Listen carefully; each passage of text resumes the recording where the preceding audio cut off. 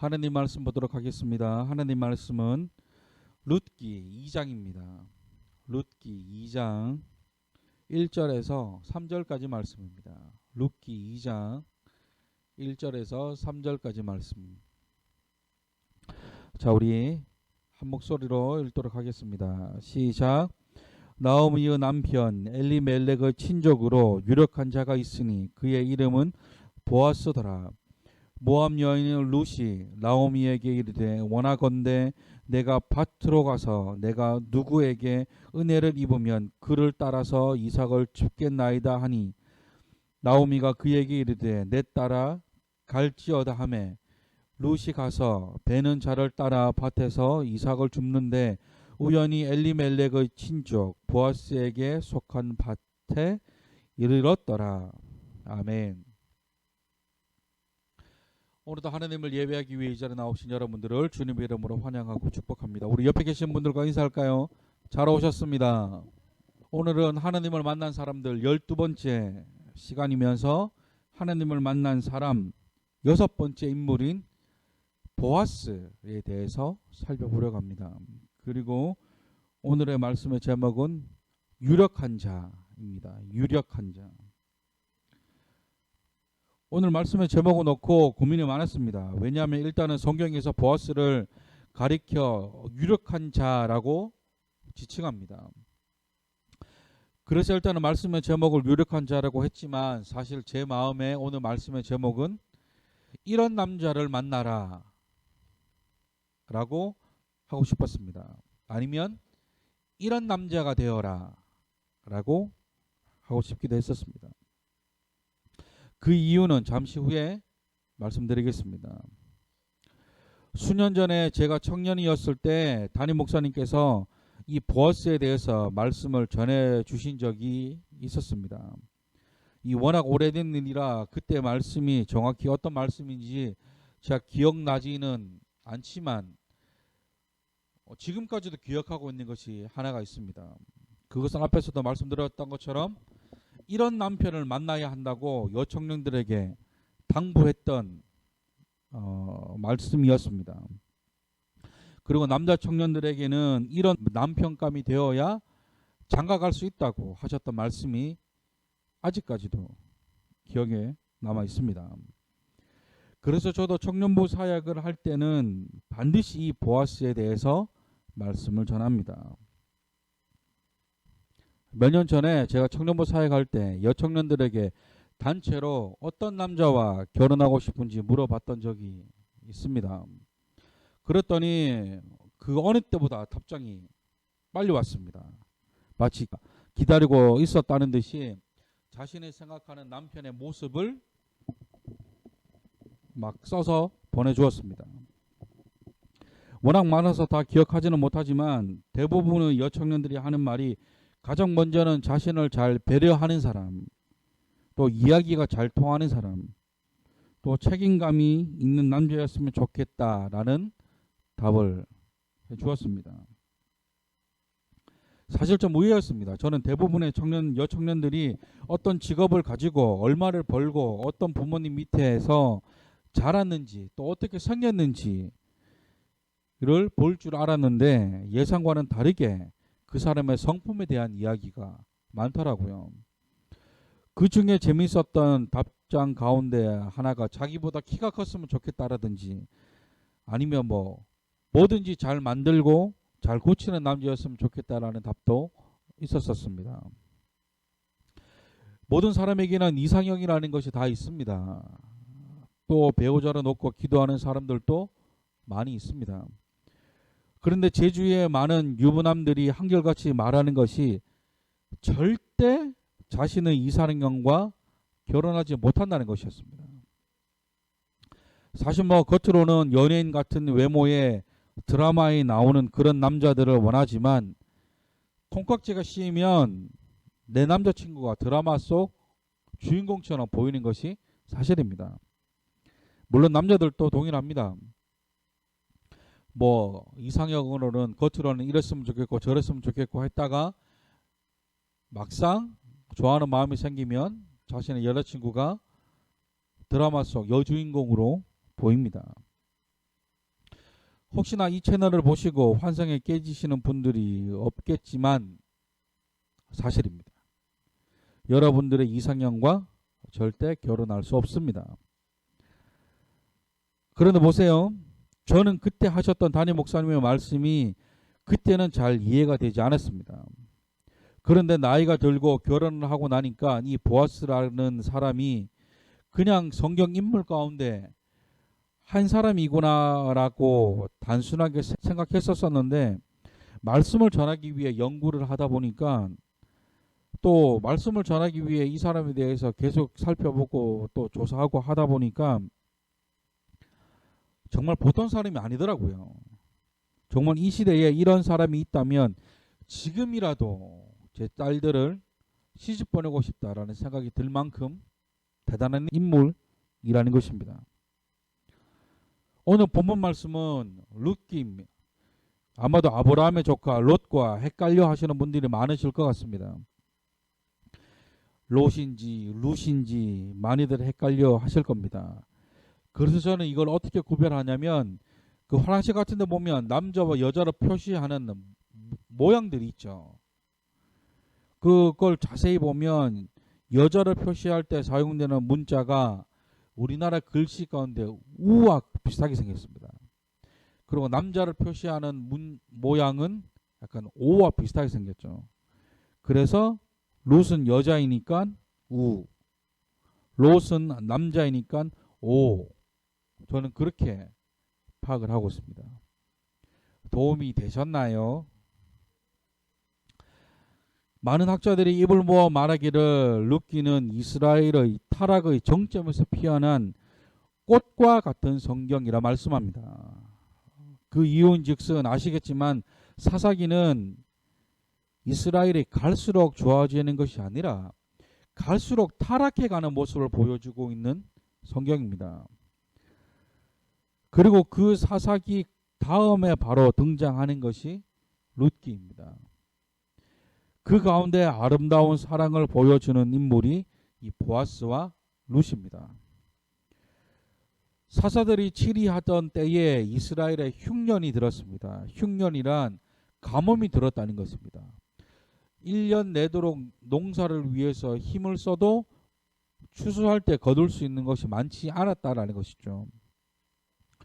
그래서 한 가족이 모압 땅으로 이사를 가는데, 그 가족은 엘리멜렉이라는 사람과 그의 아내 나오미, 그리고 그들의 두 아들인 말론과 기럨입니다. 그 중에 나오미의 남편인 엘리멜렉이 죽고 두 아들은 장가를 갑니다.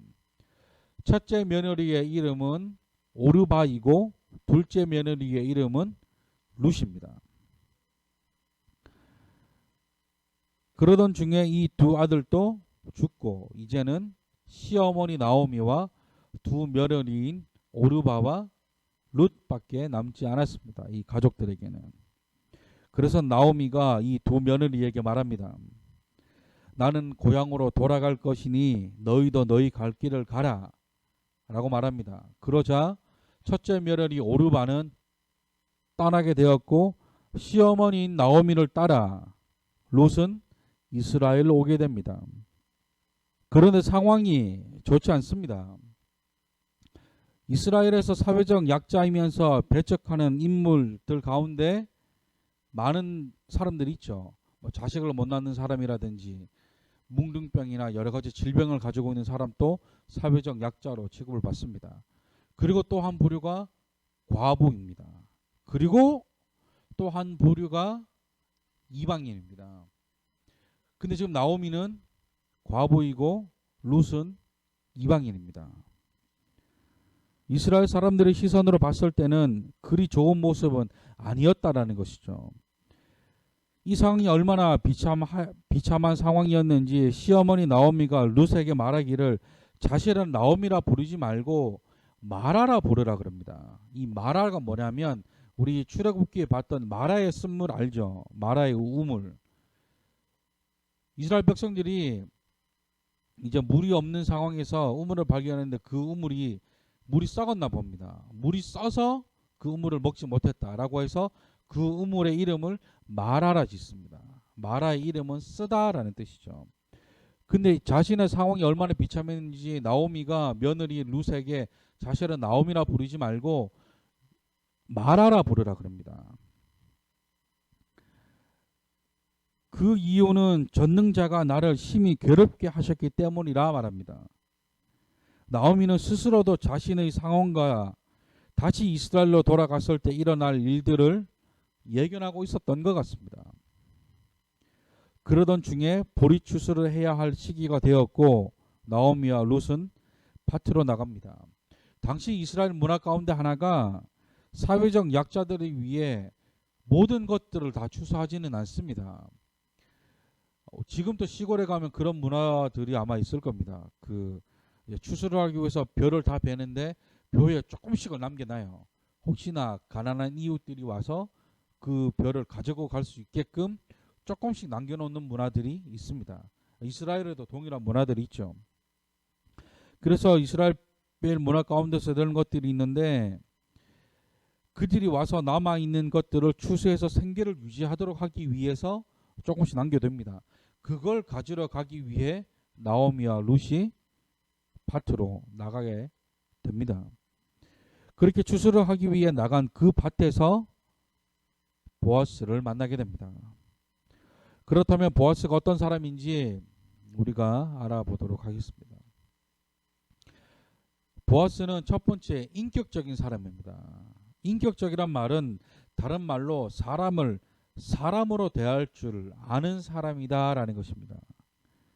흔히들 사랑이 많은 사람을 가리켜 인격적인 사람이다 라고 말합니다.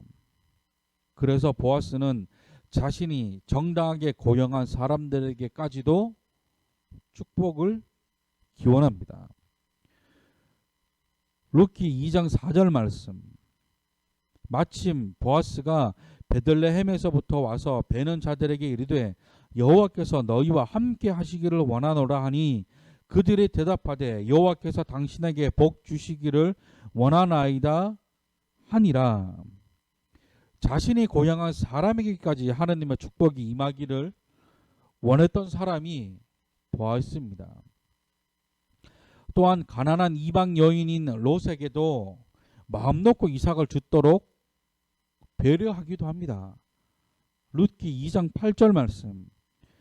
보아스가 룻에게 이르되 내 딸아 들으라 이삭을 주우러 다른 밭으로 가지 말며 여기서 떠나지 말고 나의 소녀들과 함께 있으라. 여기서 다른 밭으로 가지 말라는 것은 그의 안전까지도 책임지겠다는 것입니다. 앞에서도 말씀드렸지만 나오미는 과부입니다. 그리고 룻은 이방 여인이죠. 사회적으로 약자에 속한 사람들입니다. 그렇기 때문에 여자 두 명이서 살아간다는 것은 절대 쉬운 일이 아니었을 것입니다. 지금처럼 치안이 좋을 때도 아니었기 때문에 어떤 일이 이 두 사람 가운데 일어나게 될지 아무도 모르는 일이었다는 것이죠. 만약에 룻이 다른 밭에 가서 이삭을 줍다가 봉변을 당할 수도 있는 것입니다. 그런데 보아스는 룻에게 다른 밭으로 가지 말고 자신의 밭에서 이삭을 주우라고 합니다. 또한 그녀에게 귀한 물까지도 나누어 줍니다. 지금도 그렇지만 한동안 뉴스로 떠들썩하게 만들었던 기사들 가운데 갑질에 대한 기사들을 우리가 많이 접했었습니다.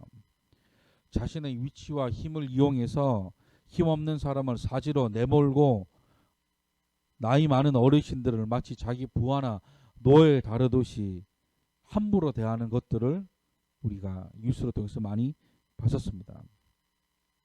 사실 이것이 누군가가 죽음이나 해를 당했기 때문에 사회적으로 이슈가 되었지 아마 그런 일이 없었다면 암묵적으로 사회 전반적인 문제가 계속해서 일어났을지 모르는 일입니다.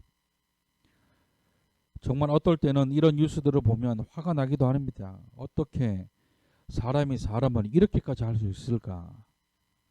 사람이 사람을 사람으로 대해야 하는데 마치 노예 부리듯이 자신의 일을 대신하도록 명령한다던가 자신의 권력으로 찍어 누른다던가 하는 일들이 더 이상은 일어나지 말아야 할 것입니다. 그런가 하면 두 번째는 보아스는 절제할 줄 아는 사람입니다. 이제 한 해 농사가 다 마치고 보아스가 타작마당에서 잠이 들었습니다. 그런데 그때 룻이 다가와 그의 발 아래에 이불을 걷고 거기 눕습니다. 이 말은 관계를 맺기 원한다는 것입니다. 그런데 이런 행동은 룻이 원해서 한 것이 아니라 그녀를 아끼던 나오미가 그녀에게 제안한 것입니다. 이 나오미가 룻에게 제안하기를 안식할 곳을 구하라 라고 말합니다. 이 말은 다시 좋은 사람 만나서 다시 좋은 곳으로 시집가라는 것입니다. 그러면서 제안한 것이 목욕을 하고 기름을 바르고 의복을 입고 타작마당으로 내려가 보아스의 발 아래 가서 누우라 라는 것이죠. 아무도 대부분의 남자들은 이런 상황에서 어떻게 했을지 아실 것입니다. 그런데 보아스의 행동은 달랐습니다. 그는 충동적으로 룻과 관계하지 않습니다. 왜냐하면 그에게는 친척이 있고 자칫하면 룻에게 큰 상처가 남을 수도 있기 때문에 그녀를 위해 이렇게 충동적인 행동을 하지 않습니다. 보세요. 요즘 우리 청년들을 보면 안타까운 것들이 많습니다. 그 중에 하나가 절제할 줄 모르는 것. 사랑이라는 이름 하에 아무렇지 않게 자신의 욕구를 해결하려고 하는 그런 것들. 요즘 또 기사에서 많이 볼 수 있는 데이트 폭력. 한 사람이 헤어지자고 하자 상대방이 일방적으로 폭력을 행하는 것들. 많은 형제 자매들이 이것을 절제하지 못해 하느님의 귀한 도구로 사용되지 못하는 경우들을 종종 봅니다. 이것들은 청년들 뿐만 아니라 가정을 가진 모든 사람들에게도 동일하게 적용되어야 할 것입니다. 순간의 욕구를 참지 못해서 가정을 파탄내게 되고 책임지지 못할 행동을 통해 뒤늦은 후회들을 하게 되는 모습들을 종종 보게 됩니다. 또한 보아스는 세 번째로 헌신할 줄 아는 사람입니다. 뭐 할 줄 아는 사람? 헌신할 줄 아는 사람. 자기를 희생해서 남을 도울 줄 아는 걸 헌신한다라고 표현합니다. 어느 날 보아스가 기업 물을 자와 그 성읍의 10장로들과 대화를 합니다. 그 대화인즉슨 모압에서 돌아온 나옴이라는 여인이 있는데 그 여인의 남편 이름으로 밭이 있다는 것입니다. 그런데 그 밭을 팔려고 한다. 그러니 기업 물을 자인 당신이 그 땅을 사서 나오미에게 돌려주라는 것입니다. 그러면 이 땅은 계속해서 우리 가문의 땅이 될 것이고 당신은 죽은 남자의 아내인 룻을 아내로 맞아 자녀를 낳아서 그 땅을 이어가도록 하는 것이 어떠냐라는 것입니다. 여기서 이 기업 물을 자가 뭐냐면 그 집안을 이어가는 사람을 말합니다. 다시 말해 기업 물을 자는 친족의 빚을 포함하여 혈통을 유지하는 것, 심지어 자신의 가문에 일어난 일에 대해서 복수하는 것까지 책임지는 사람이 이 기업 물을 자입니다. 그 가문의 모든 일을 전반적으로 책임지고 있는 사람이라는 것이죠. 그러니까 보아스가 그 기업 물을 자에게 나오미와 롯에 대해 말하는 것입니다.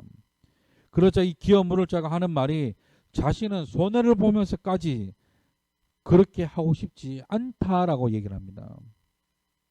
다시 말해 이방 여인을 아내로 맞아 들이기 싫다라는 것이죠. 하지만 보아스의 반응은 어떻습니까? 쉬운 성경으로 룻기 4장 9절과 10절 말씀입니다. 그러자 보아스가 장로들과 모든 마을 사람들에게 말했습니다. 여러분은 오늘 내가 나오미의 땅을 사는 일의 증인입니다. 나는 엘리멜렉과 기련과 말론에게 속했던 모든 것을 사겠습니다.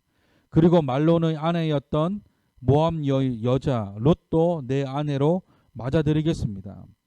그렇게 되면 롯의 죽은 남편의 재산이 그의 집안에 그대로 남아 있을 것입니다. 그리고 그의 이름이 그의 집안에서나 그의 땅에서 영원히 끊기지 않을 것입니다. 여러분은 오늘 이 일의 증인입니다. 무슨 말입니까? 자신이 대신해서 그 땅을 사겠다는 것입니다. 그리고 그녀의 집안을 다시 일으켜 세울 것이며 정당한 방법으로 이방 여인 롯과 결혼하겠다라는 것입니다. 뭐 그렇지는 않겠지만 혹시나 여러분들 생각에 보아스는 돈도 많고 유력한 사람이니까 그렇게 했겠지 이렇게 생각했을지도 모르겠습니다. 그런데 진짜 중요한 것은 그 사람의 마음입니다. 보아스는 자신을 희생해서 롯을 아내로 맞이합니다. 기꺼이 자신을 희생할 줄 아는 사람이라는 것이죠. 사랑을 위해 손해도 감수할 줄 아는 사람이라는 것입니다. 요즘은 이런 사람을 참 찾아보기가 쉽지 않습니다. 요즘은 다들 개인주의 성향을 가진 사람들이 많기 때문에 내가 일을 주면 너도 당연히 일을 줘야 한다라고 생각하는 사람들이 많습니다. 심지어 내가 일을 주면 당신은 2나 3을 주어야 한다고 말하기도 합니다. 이것이 연인 관계뿐만 아니라 이웃 간의 관계에서도 이런 모습들이 많이 있습니다. 하지만 보아스의 모습은 그렇지 않습니다. 말씀을 정리합니다. 오늘은 보아스의 모습을 통해 유력한 자, 하나님이 원하시는 우리의 모습에 대해서 살펴보았습니다. 앞에서도 말씀드렸지만 보아스는 성경에서 유력한 자라고 지칭한 사람입니다. 유력한 자는 인격적인 사람입니다. 자신보다 못한 사람을 무시하고 자신보다 높은 사람 앞에 주눅드는 그런 사람이 아닙니다. 오히려 자기보다 약한 자를 존중할 줄 아는 사람이라는 것이죠. 또한 유력자는 절제할 줄 아는 사람입니다. 특별히 남자에게 있어서 이 절제는 그 어떤 것보다 중요합니다. 야곱의 첫째 아들이었던 루벤은 절제하지 못하고 아버지의 첩인 빌하라는 종과 동침합니다. 그래서 그 결과 장자권을 박탈당하게 되죠. 또한 유력자는 헌신하고 하나님의 뜻을 받아들이는 사람입니다. 어떤 상황 속에서도 하나님의 뜻을 받아들이고 그에 따르는 대가를 기쁨으로 감당하는 사람이 유력한 자라는 것이죠. 하나님이 저와 여러분들에게 원하시는 모습이 있다면 오늘 본문 가운데 등장하는 이 보아스와 같은 모습일 겁니다. 하나님과 사람 앞에서 유력한 자로서의 삶을 살아가는 것이죠. 우리 옆에 계신 분들과 인사할까요? 유력한 자가 됩시다. 만약 우리 가운데 이런 모습이 없다면 하나님께 은혜를 구하셔야 합니다. 또한 버려야 할 것이 있다면 버릴 수 있는 은혜를 달라고 구하셨으면 좋겠습니다. 이 시간 이 찬양으로 하나님께 나아가셨으면 좋겠습니다. 아버지 하나님의 마음이라는 찬양입니다. 이 찬양의 가사와 같이 하나님이 바라보는 곳, 하나님의 마음이 있는 곳, 그곳에 나의 마음이 있을 때 우리의 삶이 하나님과 같아질 수 있는 것입니다. 이 찬양 하나님 앞에 올려드리실 때에 나의 삶이 아버지의 삶이 되게 하시고 나의 모습이 아버지 하나님의 모습이 되게 해달라는 간절한 기도의 소원을 담아 우리 하나님 앞에 나아가시겠습니다.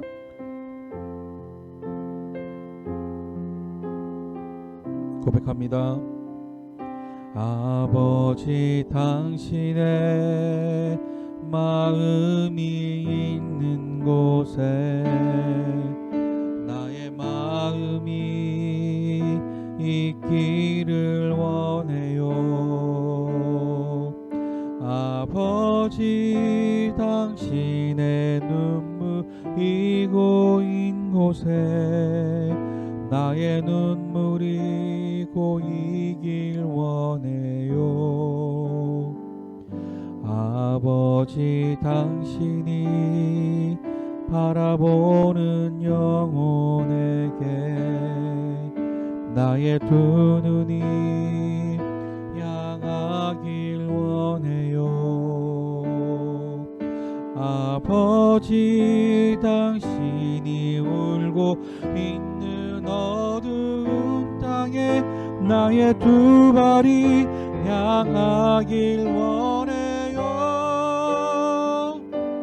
나의 마음이 아버지의 마음 말아 내 모든 뜻 아버지의 뜻이 될 수 있기를 나의 온몸이 아버지의 마음 알아 내 모든 삶 당신의 삶 되기를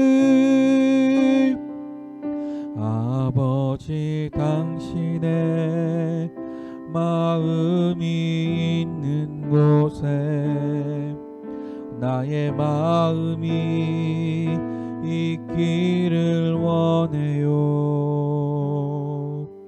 아버지 당신의 눈물이 고인 곳에 나의 눈물이 고이길 원해요.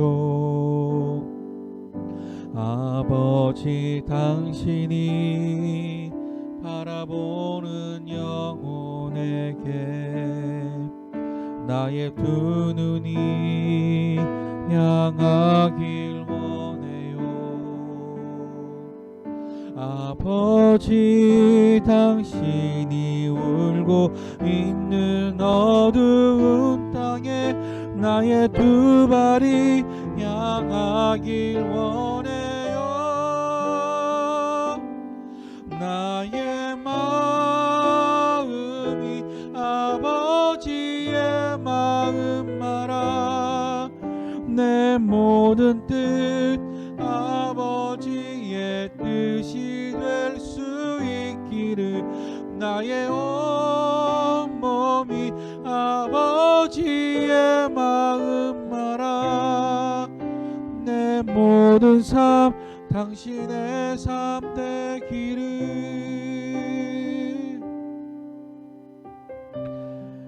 우리 시간 하나님 앞에 기도하며 나아가실 때에 아버지 나의 모습 가운데 보아스의 모습이 나타나기를 소망합니다. 아버지 하나님께서 원하시는 모습이 이 보아스의 모습이었던 것처럼 아버지 우리가 그 모습을 닮아가기를 원합니다. 주님 내게 은혜로 역사하여 주시옵소서. 우리 시간 주님 안에 생각하시면서 우리 기도하며 나아가시겠습니다. 기도하겠습니다. 사랑과 은혜가 풍성하신 하나님 내 모습과 내 부족한 모습 있습니다. 아버지 함께하여 주시옵소서. 아버지 내 모습 가운데 아버지 내가 힘든 모습들이 있다면 아버지 다시 일어날 수 있도록 우리에게 은혜로 역사하여 주시옵소서. 아버지 인격적이지 못했던 나의 모습들 절제하지 못했던 모습들 아버지 또 헌신하지 않았던 나의 모습들이 있다면 내려놓게 하여 주시고 주님 아버지 하나님 은혜문을 간구함으로 나아갑니다. 주여 내게 은혜로 역사하여 주시옵소서. 아버지 보아스의 모습이 나의 모습이 되기를 소망합니다. 주님 나와 함께하여 주시옵소서. 성령님 나와 함께하여 주시옵소서. 오 주여 나와 함께하여 주시옵소서. 아버지 우리가 온전히 하나님의 은혜만 바라보고 나아갑니다. 성령 하나님 나와 함께하여 주시옵소서. 주여 나와 함께하여 주시옵소서. 주여 나와 함께 봉사하신 하나님 감사합니다. 아버지, 우리가 온전히 하나님의 모습을 담기를 소망합니다. 보아스의 모습이 하나님이 원하시는 모습이었던 것처럼 아버지, 우리가 그의 모습을 닮아가기를 원합니다. 인격적인 사람으로, 절제할 줄 아는 사람으로, 헌신함으로 하나님의 뜻을 기쁨으로 받아들일 줄 아는 아버지, 우리의 모습이 되게 하여 주시옵소서. 부족한 모습들이 있다면 아버지, 우리가 주님 앞에 변화되기를 소망합니다. 아버지, 우리에게 은혜로 역사하여 주시옵소서. 또한 아버지, 기도하는 것은 아버지 주님 전에 나올 때 빈손 들고 나오지 않았습니다. 주님 앞에 드리는 이 귀한 헌금이 하늘의 나라 확장하는 데에 귀하게 사명 감당할 수 있도록 아버지 함께하여 주시옵소서. 이제는 우리 주 예수 그리스도의 무한하신 은혜와 하나님의 한량없는 사랑과 성령님의 감화와 감동, 내적 역사, 교통 충만케 하시는 그 은혜가 하나님이 원하시는 모습으로 닮아가기를 소망하는 모든 자들 머리 위에, 이 보아스의 모습이 나의 모습이 되기를 소원하는 모든 자들 머리 위에 이제로부터 영원토록 함께 하시기를 간절히 축원하옵나이다. 아멘.